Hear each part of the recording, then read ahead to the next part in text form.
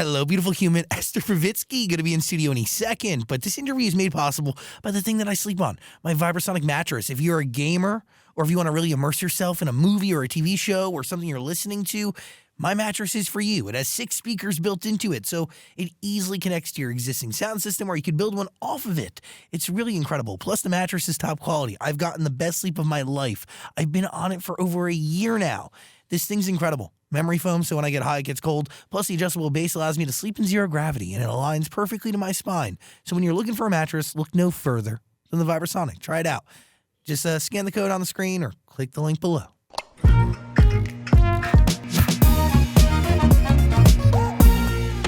Hello, beautiful human. I'm Zach. That's Dan. Yep. And we welcome to the studio.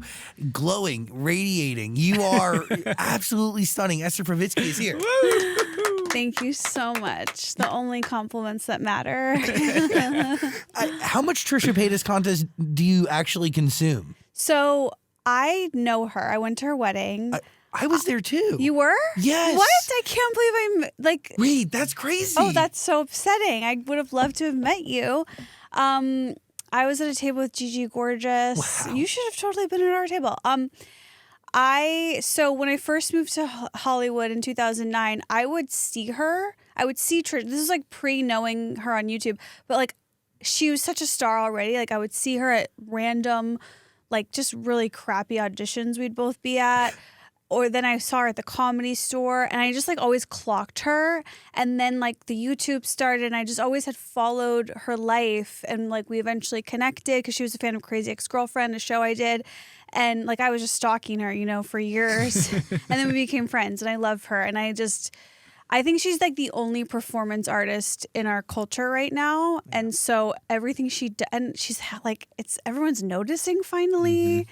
So I just really appreciate when you sit down with her and talk to her. I feel like we get in there and get some good info on her. Well, she's very open with you. I really appreciate that. Yeah. I love her very much. And you hit on something very important, right? Performance art. And that is, from the very first time we had her on the show, that was something that she does embody. And there is, I think, a part there that is like very much attached to her reality. It's but also not. Do you get what I'm saying? Yeah, no, totally. And I think good performance art, like Andy Kaufman, it's like you don't know what's real and what's not. Yes. You want to be kind of confused by it. And weirdly, like since being pregnant, she's like my motherhood icon because motherhood has made her like she's so happy and in love with being a mom. But changed her life. Like totally, but she's still her. Yeah. And for me, I'm 35. I've been a stand-up comedian, a writer, and actor for, the last 10, 15 years. I've been so afraid to get pregnant because I don't want to like lose who I am. But then you see Trisha and you're like, no, you can like love being a mom and be an amazing mom and be yourself. And like culturally, we don't see that much. You are 100% right. Thank you. I study this. But can you explain... Can you explain what it's like to be pregnant and navigate any career? Because to two men, one queer man, and I'm assuming you're straight. I don't want to, because it is something I will never go through, but it is something that is so hard to navigate, but what ends up coming is so beautiful, and the ripple effect is immeasurable, and life, there's nothing more beautiful than the ability to create it. It's a lot of ups and downs. Like it's physically been very hard on me, which Trisha's pregnant now too. And I'm always like, I can't believe she can still have tomato sauce because I can't. Like my acid reflux is too bad. But it's really challenging. And I'm kind of looking at it now as like this process that has like broken me down only to build me back up. Because I'm going to be honest with you guys, like I'm a little addicted to weed. I really miss it. This is really struggling. But although, did you guys listen to the new Casey Musgraves single? Uh-huh. It's really making me question, like, okay, I'm a pothead. I need to go the Casey route and quit. But and I have quit. I've quit. I'm currently quit. But I keep being like, I can't wait till this is over. Is that the one thing at the end of the tunnel, outside of creating human life and then raising it, that you're looking forward to? I just want to take a little edible, play a card game with my fiance. Like, I can't wait, But I think like there's so I have no idea what it's like to have a kid. But for 9 months or 8 months so far, I've been like on my way, and I have no idea how it's going to change me. Am I going to love it? Am I going to this is why Trisha's presence is so important, because you're like, am I going to quit everything that I do and only want to be a mommy?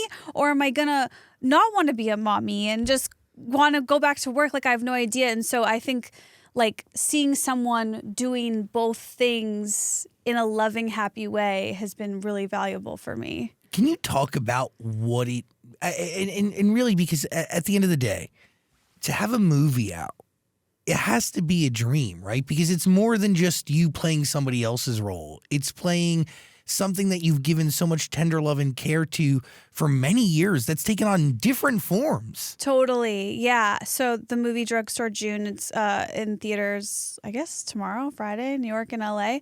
And then nationwide expansion March 1st. I'm psyched. Like, I had a series called Alone Together that we have 2 seasons of up on Hulu that's very much, I wrote it. It's me playing myself, not fitting in LA. Me and my writing partner, my friend Benji. Like, I have not had something that I've written get made since that show a couple years ago. And so it feels really exciting. Like, because I act in shows. I love acting. I love telling other people's stories. When you tell your own story, and I've really dug my heels in with this one because like the character is so unlikable. She's so weird. She's like basically like stalking an ex in a way where like a lot of like men online are like, if a guy did this, it would be illegal. I'm like, I get it. Okay. But it's based on like my obsession with my high school ex-boyfriend, which I'm so sorry to him that I keep bringing him up. I'll never say your name. Don't worry. But I've been driving past his house for 15 years. Like, I know. How does your fiance feel about this? It's a really good question. Well, more so, how does he feel that he looks just like him? Hold on. I was ready to talk about like craft and stuff. We're unpacking something totally different here. Right. No, like I think I do drive past the house. He has blocked me on phone and socials. But I drive. Here's my story. Here's what my take is. I don't drive past his house because I want to like go in and hurt someone.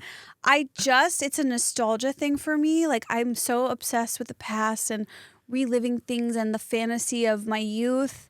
And so I like to, when I'm in town, drive past and just like, I don't know, do you ever go to your childhood home and then like you remember something that you totally forgot about, and it just feels really like warm and fuzzy, and it inspires you in a way to like take that energy, and I don't know. So for me, it's all nostalgia based.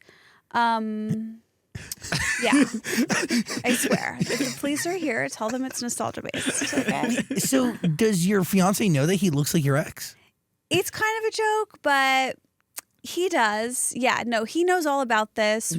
He just thinks I'm silly. I've been carrying his child for him. What's he going to do? He can't really get mad at me right now.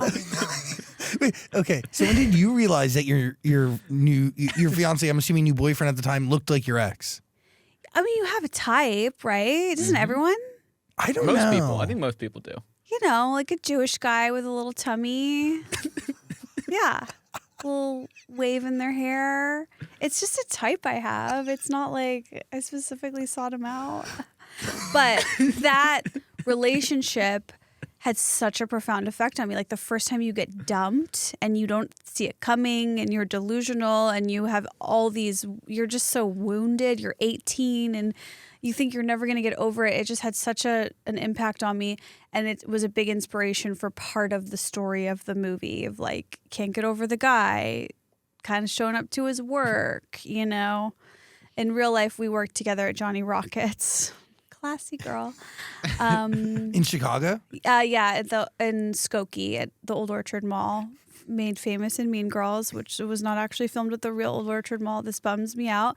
I feel like I have to let everyone know Tina Fey, like Old Orchard Mall is an outdoor mall, not an indoor mall.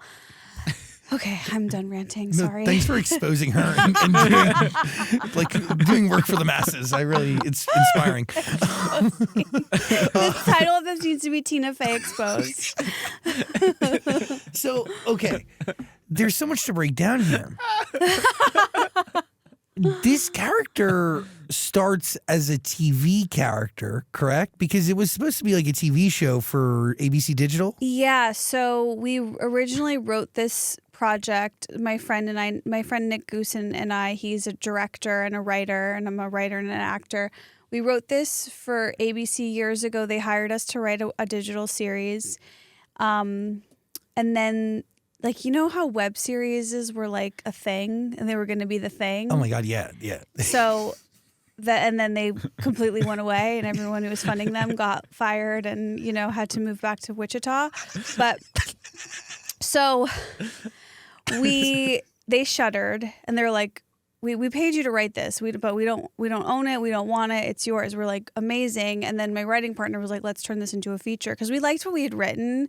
And it was also all so real that we were like, this isn't just some stupid story we made up. Like, there's so much truth and honesty on the page here. Like, we want to share it. And so then he had film experience. I had only at that point had TV experience. So he really like took the lead on how to craft a screenplay, and we wrote the script, and then, spent a couple years like meeting with producers, trying to get financing. And that is difficult, especially the landscape of like Hollywood today. It's like nobody wants, this is not this is not Dakota Johnson. Like, it's just not that easy. But we did it, and that's what's important. And by the way, the movie's fucking amazing. Thank you. It's really great. Thank you. It's really silly. Thank you. How much from the TV show, like, I guess you had a pilot, or how many episodes did you have fleshed out for the digital series? Like, I think we did 6. So how much of that remains for the movie? Like, can you really feel and see all 6 episodes in the one movie? For the most part, we had to cut some set piece kind of scenes just because of like the budget of working in the indie space. But we did so much with what we had, because that's like the brilliance of our director. He's worked in low budget and web digital for so long that, like, I swear people see our movie and they're like, how did you guys do this? It's shot beautifully. I know, and I have nothing to do with any of that. And it feels awesome to like get to brag about it and just be like, I don't know how this works. I don't know what an aspect ratio is. I don't know what a filter in film is, but I'm just like so grateful, because our director, like, he's really like an artist, and that's who you want to work with. And I think that's kind of the thing that can get lost in those bigger movies. Whereas with the small movie, the director can just do and be and like sing his song through his work. And so we're really able to do that. And like the music, I'm so proud of too. But it's true though. There's nothing else like the way the director has to tell the story in this movie, and in movies that tend to be in the indie space, he's relying solely on the story, right? So like, there's no like explosions, there's no action sequences, there's no stunts, there's nothing crazy. Like, and he does it beautifully. It's really aesthetically stunning. It's really great. Thank you. And especially in comedy too, like a lot of those bigger comedies that you see, like the big budget studio ones, they can do those big, crazy slapstick things. Like we were going to have a fight scene that we couldn't even do that. Like that was going to be too, because we'd have to have fight coordinators and, obviously it'd be too like expensive. Yeah.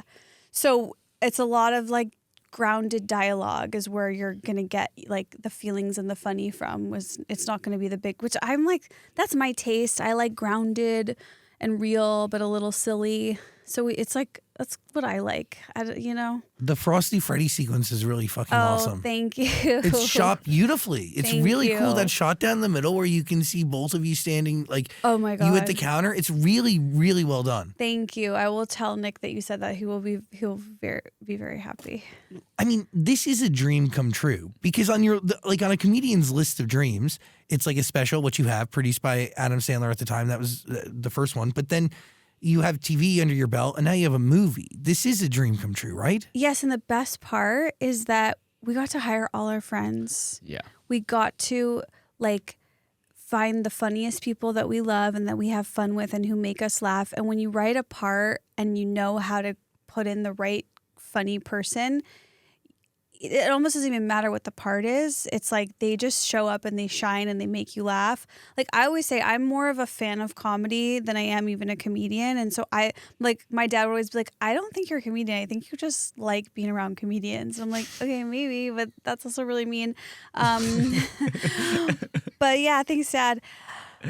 But yeah, so getting to work with funny people is just like, it's the best. And I also went like crews too, and I've noticed this in TV. Like they're always like, we usually work on drama. This is like you show up to work and it's supposed to be like really fun and not sad. And I'm like, oh yeah, that's true. That is a blessing in this business that I always forget.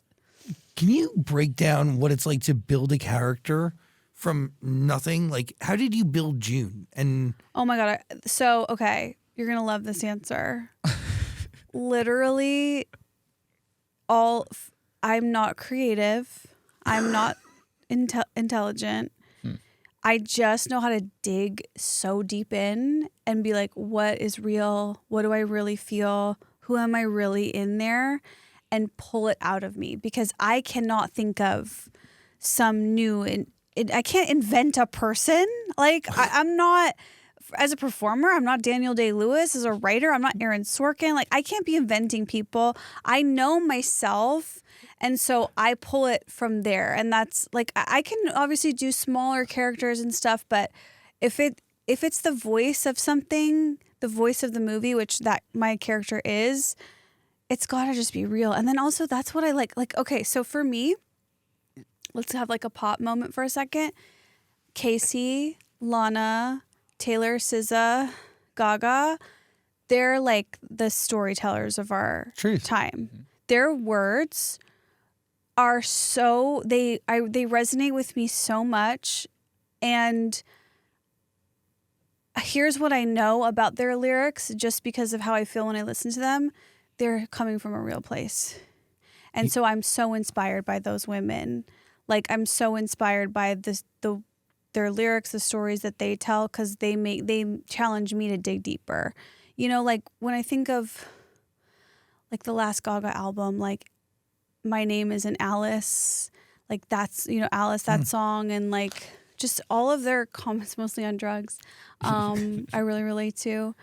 But I just feel very inspired by their honesty, and that makes me want to be more honest and dig deeper and tell my story too. So, okay, how many different shades of yourself do you believe exist within you? Because you can make the case that music is based on one's reality and what they're going through or their past and how they choose to examine it and kind of tell it in a song. Like when I think of like every Lady Gaga, like dude, Joanne, that's about a very, very, very real time in her life and about people that matter to her. And she was able to transport herself into somebody else's shoes.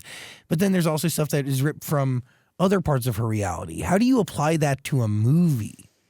I think so, like specifically with Drugstore June, I knew the exact era of my life that I was digging into. And it was this post-breakup.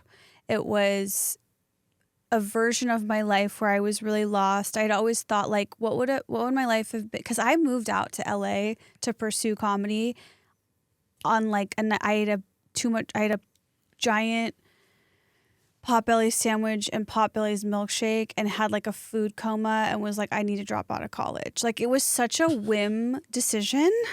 Like it was totally, it so easily could have not happened, where I just ate too much, felt sick to my stomach, was like, I need to leave school. See, I was not doing well. I was like, I've had a lot of therapy since. You're at Champaign-Urbana, which is so funny. We were on the radio in both those places. No way. Yeah, for many, many years. Zachsang and the gang on those local pop stations. Oh my God, that is incredible. It's weird. Champaign-Urbana is crazy. Yeah, I felt so isolated there. I was so unhappy. You know, I've never drank. I was not into frat sorority culture. I just did not find my way. I didn't make friends, never had a date, never had a boyfriend. And so I was really struggling, really isolated in college. And one day it was just like, I have to leave. I have to move to LA. I have to see what I can do. And I felt like the stakes for me were really, really low, actually, because I left thinking to myself, I just want to try. I don't know what's going to happen. I was so naive about this industry. I thought I'll either move to LA And in 1 year, I'll be Will Ferrell. I'll be a movie star like Will Ferrell.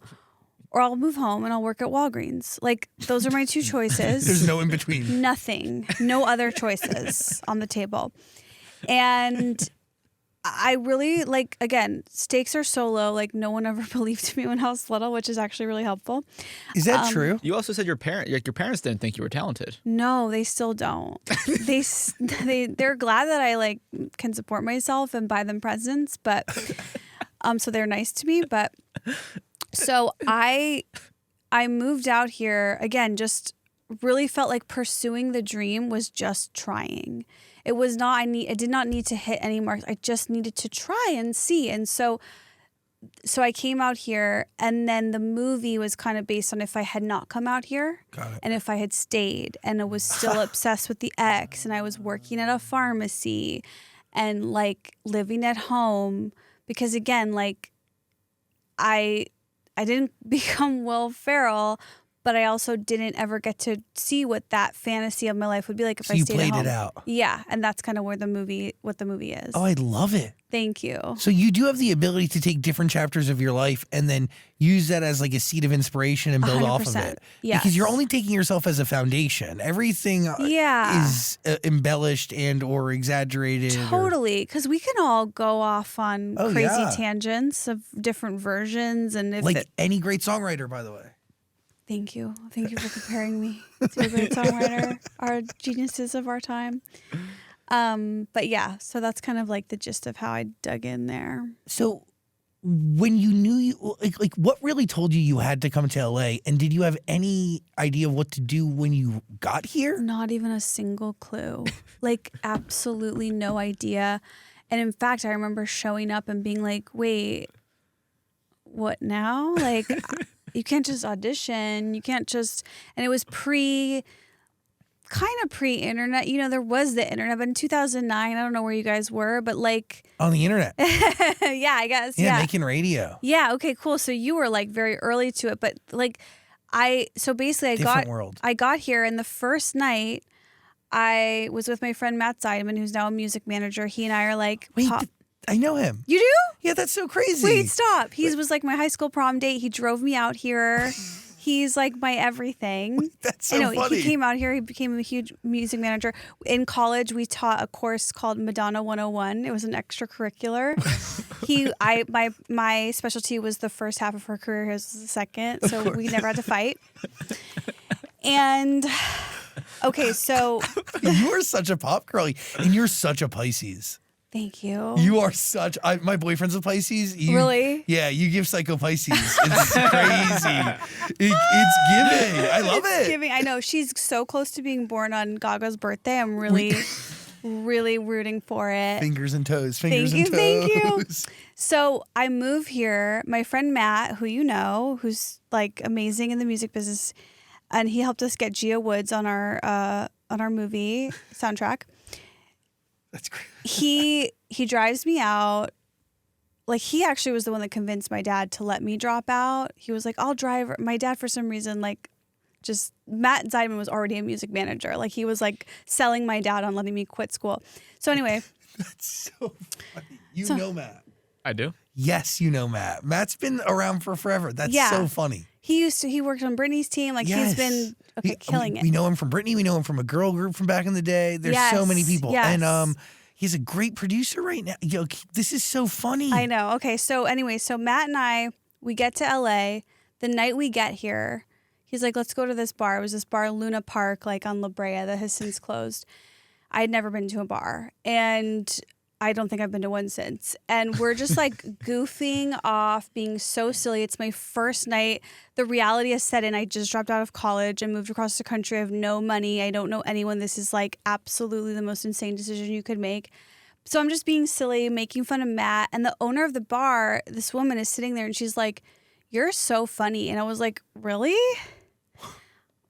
And she was like, "Yeah, you should do stand up." And I was like, wait, that's actually so crazy. Like, I literally just moved here, like, maybe to do that, but I don't know how or where. She's like, I don't know, go to the Comedy Store. And I never heard of it. I was like, okay, next day, Google it, show up with a resume. Will you guys hire me? And they were like, no, we don't hire women as door. At the time, they only hired men as like the door people. And they're like, you don't have any waitressing experience. Well, I didn't have enough. I worked at Johnny Rockets for 6 months, but it wasn't enough. Anyway, so then I just literally showed up at the Comedy Store, didn't get hired, but I went up to, I didn't know who Pauly Shore was. Do you guys know who he is? Okay, I didn't at the time. I go to someone else, I'm like, how can I get a job here? Like, I brought my resume during the day. They're like, some guy was like, I don't know, Pauly Shore's mom owns it. I'm like, okay, who's that? And they're like, he's right over there. And so I went up to Pauly and was like, hi, how can I work here? And then he was like, oh my God, you're like a little doll. And he just like grabbed my hand. And then ever since that night, I never got a job, but I just like became enamored with the comedy club scene, which is obviously now like basically a tragedy since it's so toxic, that environment. But at the moment it was fun. And then I just like was at the comedy clubs every night, 9 p.m. till 4 a.m., watching, hanging out, getting on stage, doing experimental stuff late at night when all the audience was gone. Like, just, I was playing this character as a part of it. I was like pretending to be like a young lost girl. And I just was doing a lot of weird experimental kind of, I don't want to compare myself to Andy Kaufman because like no one can, but performance art, experiment stuff. And then that's sort of like how I fell into like a community here, and then started doing other stuff. This is wild. A lady at a bar changes your life. Yeah. You have no idea that you have the potential to be funny before you move here? Not really. Like, I knew I wanted to try, but I didn't know. Her saying that I was funny was very validating. And I was like, oh yeah, okay, I want to do that. That was it. And do you remember the first time you decided to create a character or form a set? Like, and even understanding what a set was? No. I got into, again, embarrassing to admit, but it was like I was a kid that didn't get a lot of attention. Britney Spears was my mommy. Like, she raised me. And so I just wanted to be like pretty and like looked at. And I think that's what got me out here and what brought me to the table. And then once I started doing open mics and started talking, I found stuff within me that was like resonating, and that I could start to very slowly learn how to become a writer, how to audition, how to become an actress. But it really was, I was just failing miserably for years. I did not know what I was doing. I was truly learning, like, as we went and humiliated ourselves every step of the way. Do you remember the first time you had a good set or like a good performance? You know what I remember is one night I was like a midnight set and I didn't have any written material. I was like, I'm just going to go up there and talk. And I just ended up started talking about having a yeast infection. And everyone was laughing. And I was like, oh, there's something to being honest. There's something to just being honest. I think that's how I learned to like Mitzi Shore, the woman who ran the comedy store for years. Her thing was always like, when you get up on that stage, sure, you can be funny, but that's not the most important thing. The most important thing, and this is the woman who discovered Robin Williams, David Letterman, Jay Leno. Like, she was like the comedy queen of the 80s, 70s, whatever. She was like, yes, be funny, but it's more important that when you're up there on that stage for whatever, 3 minutes, 5 minutes, 15 minutes, be yourself. And so I feel very motivated and inspired by that with my career. Like, if I'm not going to be myself, there's no point. But it's like whatever version of yourself may present, right? And that totally. could be a bunch Who of different things. Who are you things. in this moment? Yes. It could be a lost girl on the fucking stage. Yes. Many times. many times. Do you remember when somebody told you what a podcast was? Because that takes it, like in 2009, a podcast is a very new thing. I don't even know if it was, yeah, no, you're right. They were starting right then. Yeah, yeah. Yeah. It was around there, 2010, 2011. Serial comes on the scene in I think 2010, 11. Yeah. that changes the way people view what a podcast is? Yeah. I remember that they were not popular and not many people knew about them, but comedians were just starting to do them. And so I was like, I'll do one. It's free. Whatever. I know people who make them.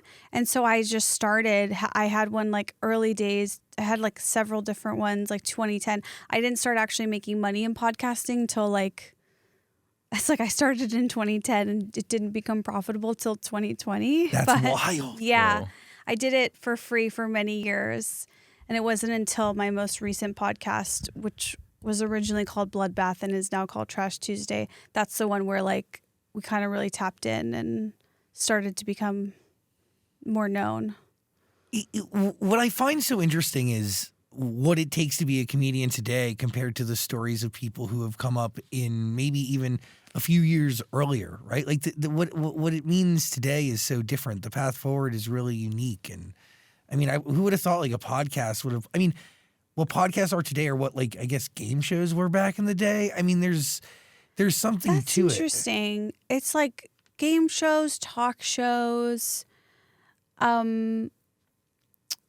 Yeah, but you're absolutely right. Like the path to being a comedian has been changing every couple years.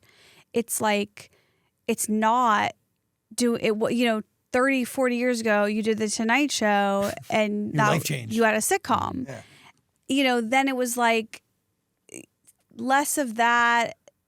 Just being on a sitcom was the thing. Then it's podcasting. In the last couple years, it's really less so podcasting and more TikTok clips.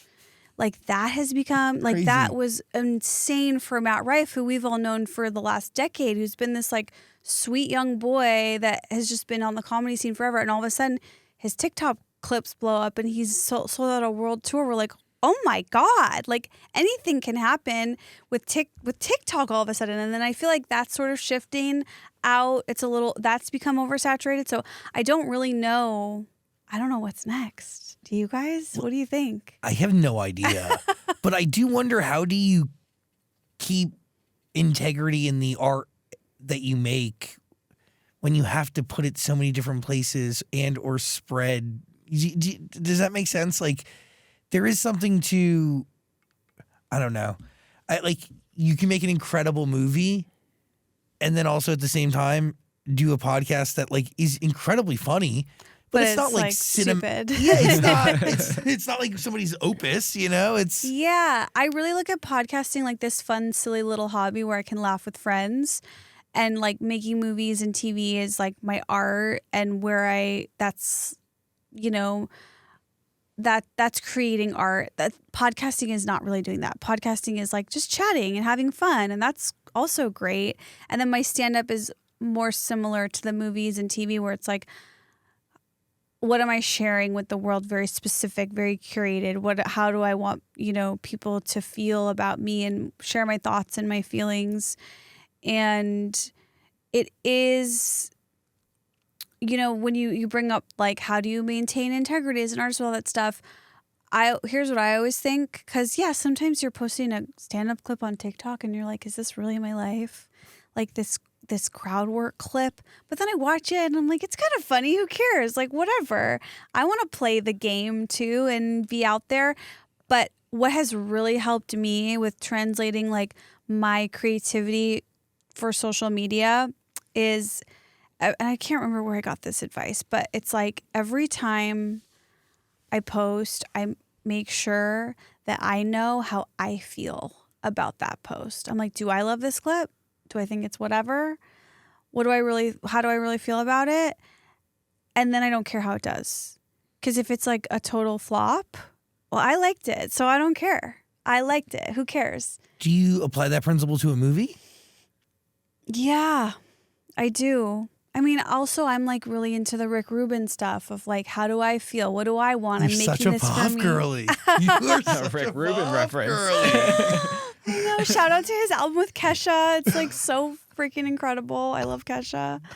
And she and I, when she was making that album, like I know her a little bit. We were having a conversation about like just wanting to tell the stories and talk from what we really want. All the Rick Rubin stuff we're talking about. What do we want out there? Because, by the way, I've not always been like this. There's a lot of insecurity, and there's a lot of like, what do I do to keep up, and how do I get people to like me, and why am I not as pretty and popular? And so I've had to go through those growing pains and learning pains, and I didn't know my voice. I didn't know who I was, and I have a lot of people who ask me like, how do you do that? And it's like, you're not just going to know it. It's just all about, everything is practice. That's like my other thing. You don't need talent. Nobody needs talent. Talent is like, who gives a shit? Get it out of here. It's a waste. Have you ever met a talented person? Yeah. They're lazy and annoying. They suck. Okay? I want someone who's like trying and working, because any talent, it's like that old Will Smith thing, like all out work everybody. Like, I know he's old and physically assaulted someone, but he's not wrong about that, okay? It's true. Well, there is something to consistency, right? Like, you have to be able to keep going, and you need to keep trying, and you need to. The second you stop is the second that you don't know what that next chance of it back could freaking bring. Like really. Yeah, and I think like staying inspired has also really helped me. And I know I talk about this a lot, but like I didn't get the leads in the school plays, and I see the people who did, and then I see them go out in the real world. And that first rejection, they're like out of the game. Mm-hmm. Whereas I'm like, reject me all day. I will not stop showing up. Tell me no, fine. I'm so in the same boat. Really? Yeah, you know how many times I've been told no? Really? Yeah, I've done more pilots, I think, in Nickelodeon history than anyone else. Wait, as an actor? No, as a host, which is crazy. I've done like 4 or 5 different ones. Oh my gosh. No joke. Yeah. So Oh yeah, and most of them, like 2 of them got picked up and given to somebody else, but then would like... Like they'd get taken off the air halfway through season 1 or something. But can you imagine then if like you took that and then you quit because you were like, oh, I suck, I was rejected. Like in that case, that's such a possibility. I'm sure there was a moment where you were like, oh my maybe God. I suck. There's a bunch of moments, 100%. Yeah, and by the way, the people at Nickelodeon told me I sucked. It was the same thing on the radio too. Like there was many moments where I thought I was absolutely fucking terrible, or there were moments where I used to think I was good, and then like there's moments where I would think that was terrible, but then a year ago I was amazing. But right now I'm fucking miserable and bad at this thing. Yes. Like I've thought about that too. Yeah, it eats me the fuck up. I know. And I just feel like it's such an important message that I feel inspired to share, especially because I'm sitting here promoting this movie. It's like, this is not all this beautiful, easy path. Like, I don't want anyone to think that, because, all we do is look at people's highlight reels on Instagram and feel like life is perfect and amazing. And I know people look at me and they think that, she has it all. So I want to make it very clear. No, but I do feel passionate about that message because I've had so many lows and I feel eager to share with people that like you can keep going even when you feel like you absolutely suck and it's all over. What kept you going though? I think just not having anything else to turn to and believing in myself. And again, being really experienced at rejection. Like I always tell young people, because I think like I'm 35, I'm up there. I'm 35 now. Like I got to talk to the young girls, the girlies.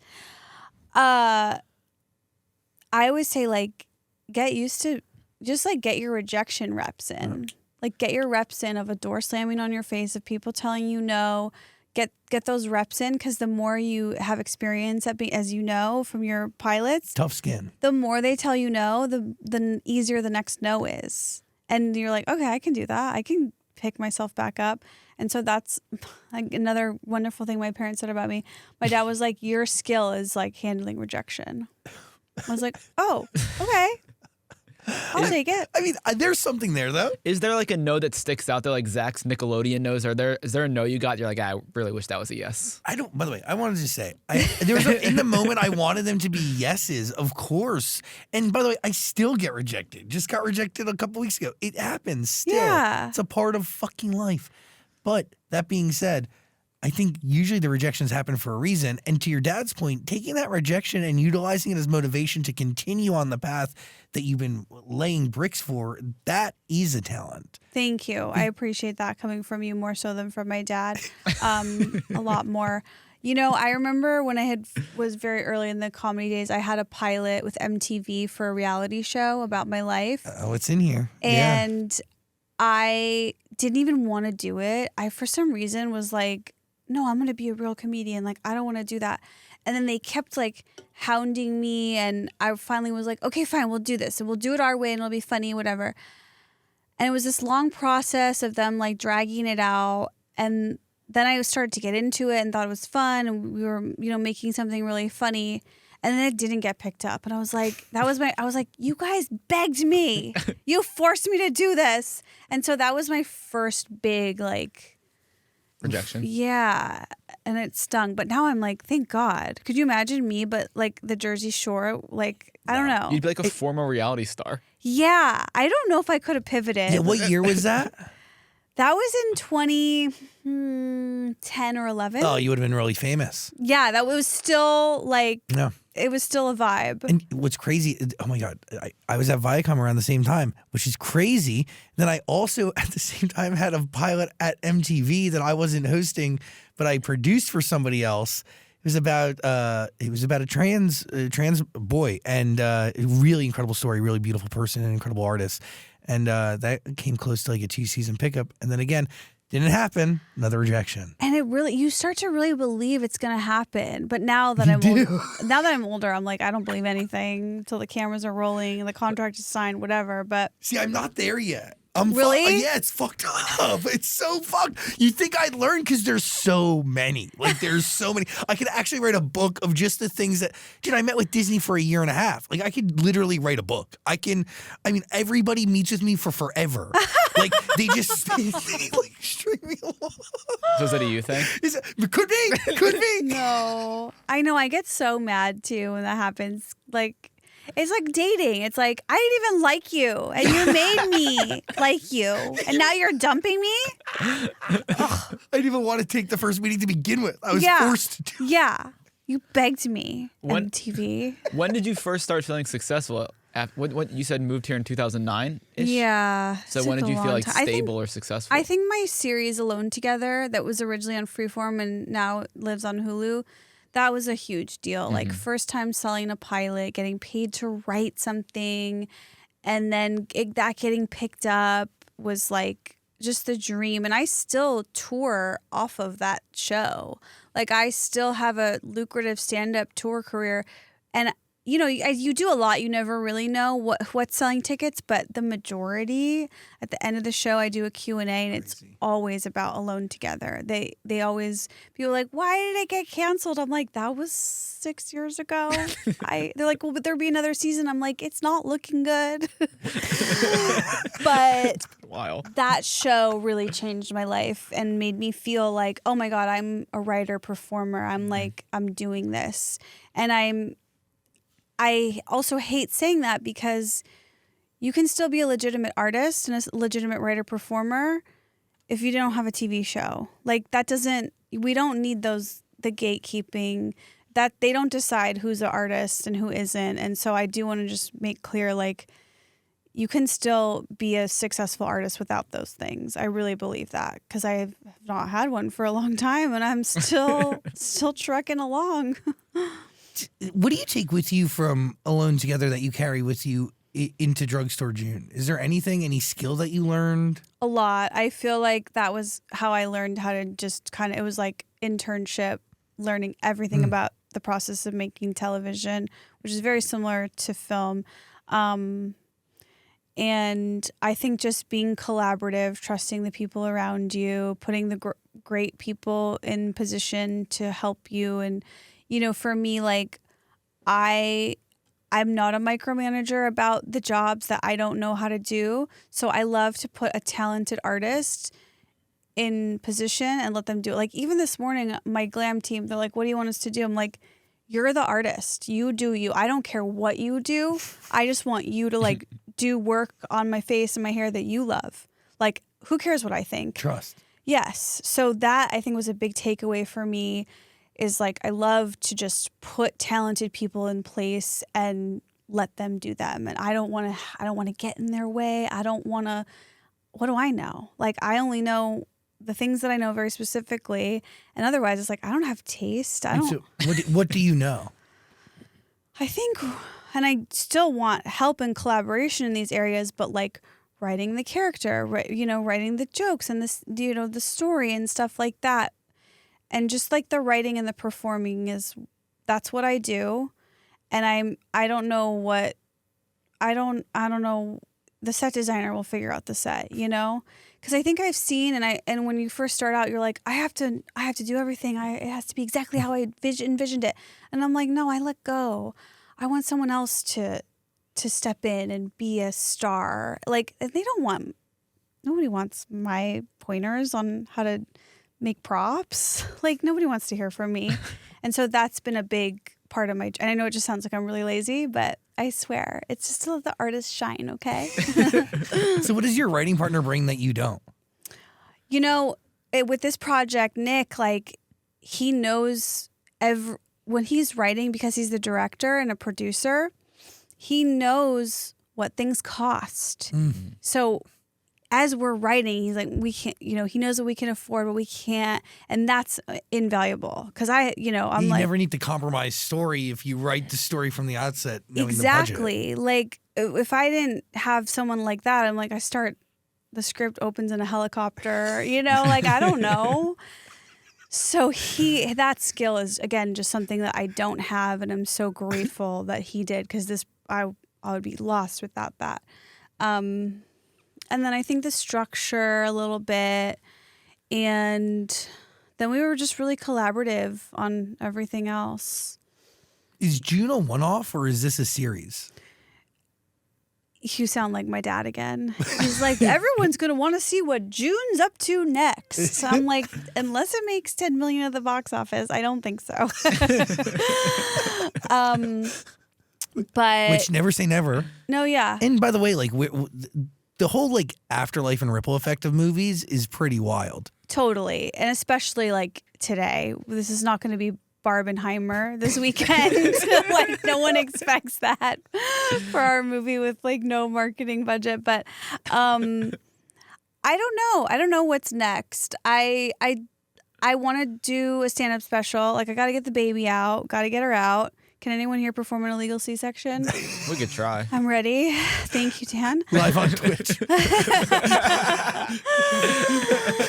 And then I'm going to take a couple months off and like learn what being a mom means. That's learn how to hold a baby. I have no idea. It's instinct, right?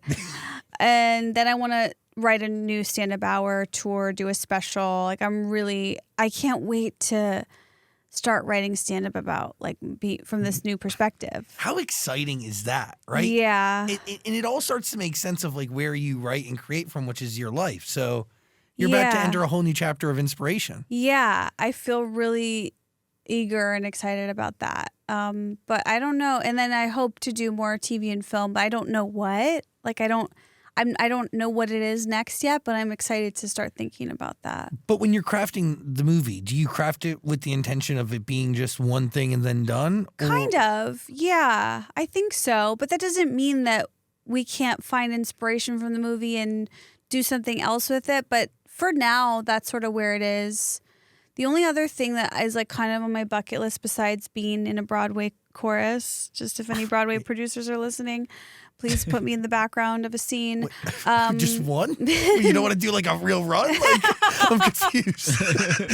No. I'll be in the ensemble. I'll do every scene.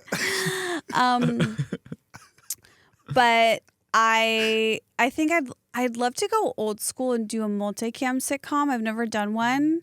And I think that really combines like acting with the live performance from stand-up. I feel like that could be in my future. What is a multi-camera sitcom for today's generations? Because I think that's like one of the big questions, no? Yeah. Like, what does it mean? What does it feel like? Is it a laugh track? Like, I've wondered that for a long time. Right. So, I mean, obviously the difference, single cam is like The Office and multicam is Seinfeld, where you have a live studio audience. That's what I want to do. Like, I don't know. And no one's really cracked it for like, there's no cool multicams. And I'm sure there are. I'm sorry if that's a general statement. Love you guys. Love all of you. But I have not experienced personally a cool multicam. And that's like on my bucket list of like, that would be so awesome if I could figure that out. Is that because you want to accomplish, like, what fuels that? Like the want to figure it out? Is it because it's something somewhat old that deserves to be new? A little bit. Is it mastering something that you love and respect? I think it's both of those things. Because, yeah, I'm like, why do I want to do that? I think, again, combining sitcom acting with that live performance element just seems like it could be really fun. I've never been cast in one. I've never done one. Because I've never really even auditioned for one because that's not true. I worked on the iCarly reboot and I did a guest spot on one episode of that.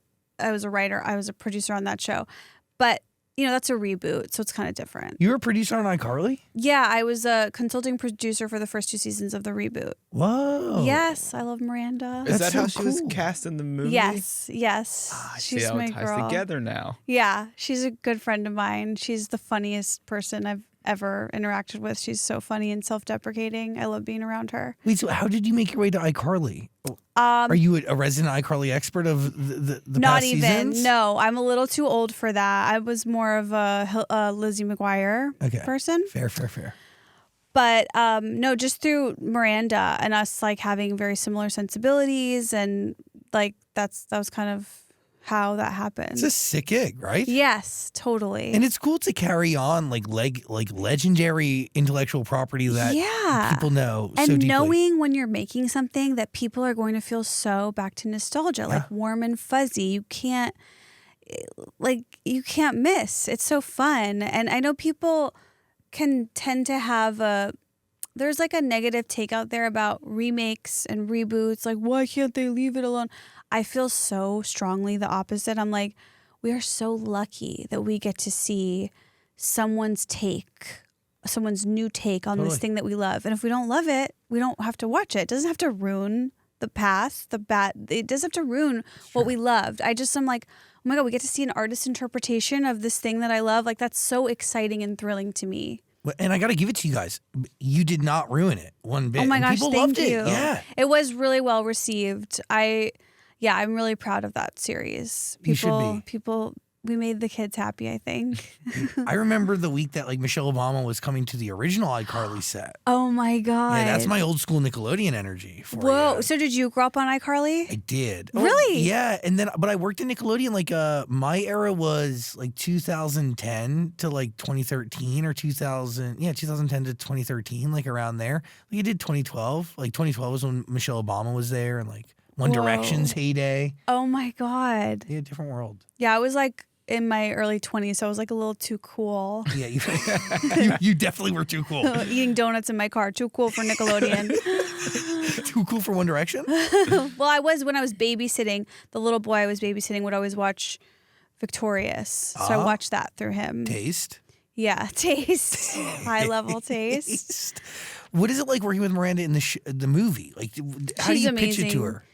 I was just like, we have this part for you. Will you please do it? And she's like, yes, of course. And I mean, she's like, just look at her. There's no one better, friendlier, more fun, more silly. She's a really great person. And isn't it kind of cool? Like, I feel like all these child stars and stuff, there's always like kind of drama around them, and she's just like Never in her really. lane, such a good person, so with a huge heart, and like just wants to help animals in her spare time. Like, she's truly a gift. No, she's a really special person. Yeah, we Really? don't have a lot of her.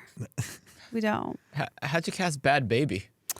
Oh my god. She came to our premiere. I was so, because we were both pregnant. We're both like the same amount pregnant. Our director had done her music videos, and I think she like kind of wants to get into acting. And you guys, I'm not kidding you, she's incredible. Really? She was actually great in the movie. She steals the scene. She is so good. She's funny. Like, she's incredible. Like, she could be like huge as an actress. She's already huge, and everything else. But she's got it. And I know that's a crazy thing to say, but it's very real. Really? Yeah. You know what? She did. I noticed that she was in the scene with Trevor Wallace, and I was like, I think Bad Baby's out acting Trevor Wallace right now. They're both incredible. They are both incredible, but I wasn't expecting it. I was like, well, Bad Baby's was stealing the scene. I know. She was really good. Like, people need to see her act. It's weird. And she's so specific, which is always makes someone really good, you know? So she was easy to work with, too. Yeah, she was chill. She was like, the first day, I think she's like, has to really protect herself because she's so famous in a way that I have no idea. I've never, even in my field, the most famous comedians are not even near what her life is like. And on her first day on the movie, you know, here I am all like excited. I'm like trying to be a good host because I'm like, it's my movie. I wrote it. And so I go up to her and she's in her makeup chair and I'm like, hi, I'm Esther. It's so nice to meet you. Thank you so much for being here. Oh, wait, does she have headphones in? What? No. Oh, okay. She just isn't going to look at me. Okay. And it was like totally being sent back to the mailroom on your own movie. Like, but now that I've gotten to know her, she was the real star that day. yeah. No, she is the biggest star in our movie. Like, she gets all the press. I'm like, I love you. She gets us in the Daily Mail and TMZ. She has been the greatest gift to this film. And now I understand, like, she has to be so protective of herself. Like, I can't imagine what that's like. But I absolutely adore her. And now that we're both pregnant, it's like we're both just like, get it out. Have you had conversations with her like that are not on camera and seen? Yeah, finally, yes, at the premiere. Finally. She's probably like, oh, you wrote this movie. Yeah, she's like, she does not care. What is it like casting this thing? Because do you go like pie in the sky wherever your wildest dreams can go, or do you try to keep it reasonable in the moment, the same way you do with the script? We went a little pie in the sky and kind of, you know, like Beverly D'Angelo from all the Griswold movies. Huge. National Lampoon. Like, she plays my mom. James Remar, who was just an Oppenheimer, plays Richard on Sex and the City. Like, we got really good real actors. And then with most of the other roles, because I didn't know them before, it was like, who do we know? Who do we love working with? Who do we know is going to kill it? Then you get Miranda, Trevor. Bobby Lee. Are you kidding? Like, we wrote the part for him, like, from day one. Brandon Wardell, who plays my brother. Haley Joel Osment, who is so good. He's gifted. It's crazy. No, it's dumb. Like, and that was my experience. I've worked with him now and Macaulay Culkin. And for some reason, I'm just like, oh, well, if they were actors when they're kids, like, what is that? But then you're like, oh my God, they're incredible. Yeah, it's Miranda's the same way though. Yes. It's like an exceptional level of professionalism and this like unconscious competence that's only accumulated after doing something for like 40,000 plus hours. It's like, oh, yeah, no one should even try if it's you weren't a woven child into star. their DNA. They're so good. They're so real. You know, when you watch someone, you're like, this isn't even, it's so good. It's not acting. Yeah. I don't know what they're doing. It's something different. Like, that's how those people are. But it was awesome to see Miranda do something different, right? Because everybody knows her for just really primarily iCarly, right? Totally, yeah. She's really talented. I was excited, too, to use her in a different way and have her kind of be like a little bit of like the meanie girl. Yeah, be a bitch. It was awesome. Yeah, which like she can pull it off. And it's shocking because she has none of that in her as a person. She is the nicest human. It's crazy. I'm like, I don't know. This part is not right for her, but then she nailed it. Does it make it easier working with somebody like Bobby Lee, who you've known and you know him really well? Does it make it easier on set or like harder on set to work with close friends? Easier, because when you're nervous or like intimidated by someone. That's when I was on a show, Dollface, with Kat Dennings, Shay Mitchell, and Brenda Song, and those first days, you're like, they're icons. Obviously, then I got to know them and it became so fun and so easy. But when you don't know someone, who knows what someone's going to be like? And everyone's famous. that's another, they might hate me. I don't know. So I definitely like working with people that I know well, and that's very comfortable for me.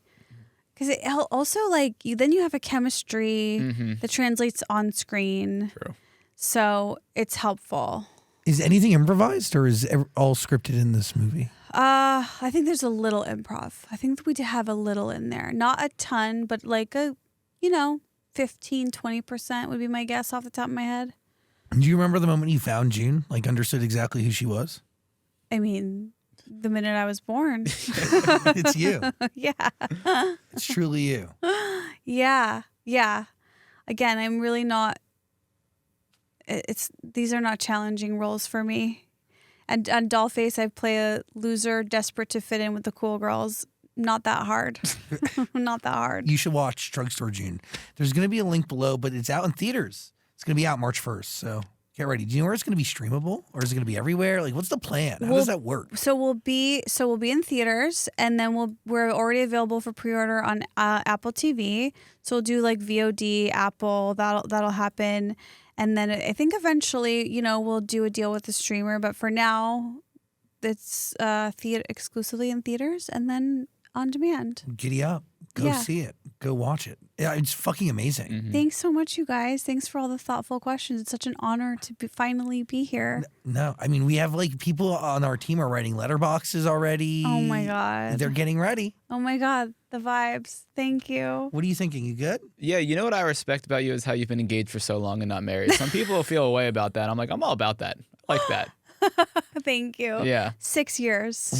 Engaged for 6 years. Yeah. We break it down? Why? The real reason is he wants a wedding and I don't. And so we're at a standstill. But what does a wedding mean, really? I don't even know. But I think we might get married last second, right before the baby comes. Just because I'm we should probably, there might be a legal reason where that's important. Insurance things. Yeah. Yeah. Taxes. Beneficiaries on the accounts. Yes. These are important. Trust funds when you're, a famous actress and comedian. Yeah, you got things. Yeah. I mean, so I do think it will happen soon, but yeah, 6-year engagement. I'll tell you, the F word, fiance, it gets really exhausting after 6 years. You start to feel like you think you're better than other people and that you wish you're like, I'm trying to be French and say fiance all the time. No, it's embarrassing. Are you engaged? Hell no. Hell no, but I like when people are engaged and not rushing to get married. It's let's get engaged and get married next day. It's give us some time. What is marriage doesn't mean anything to me. Sorry, Jesus, whoever. It doesn't mean anything to me. So, but legally, financially, let's get in there. We'll do that. That seems to be the primary reason that people get married. Like taxes, right? Yeah, taxes. And then there is a symbolic thing to it, But we already have that. Yeah, you already have a have ring. that without marriage. Yeah, you're connected. Of course you do. 100%. Yeah. You don't need marriage to have everlasting love and loyalty in a real partnership. Exactly. You don't need that. Yes. Not required, but it is good for your taxes. You really watch Drugstore June. Seriously. Grab it on demand. I'm going to watch it again this weekend with my family, but also see it in theaters March 1st. You good? Yeah, I have one more question. Yeah. Hot for My Name is great. Thank you. The title's also great, and I'm sure you've been asked this and explained it. Why did your parents name you Esther? So in the Jewish tradition, you name your baby after someone who's passed away. And my dad, both of his parents had died before he met my mom. And so it was Abraham and Esther. And so it was whichever gender, that was going to be the name. And that's how I became Esther. But my mom, who is not Jewish, absolutely hated my name. So she was but she just kind of, I guess, went with it. But yeah, that's the origins of it because it is not a cute name. But my baby's last name is going to be King. So we're going to make up for it. Ooh. Yeah, I'm excited. So are you following those footsteps with the name of your baby? A little bit. Yeah, with the first letter. Okay. Oh, the first letter. Okay. Yeah. You wear Esther very well. Thank you. I appreciate that. You must make Esther's proud. There's not many other Esthers 100%. her age. She's the only Esther. I'm the youngest, prettiest one, that I know. Do you care about making your parents proud? I do. Yeah. I have so much fun with them and just laughing with them and being able to take care of them a little bit and my sister and stuff. that's what's fun for me, and just getting to be myself with them is really fun. And that I think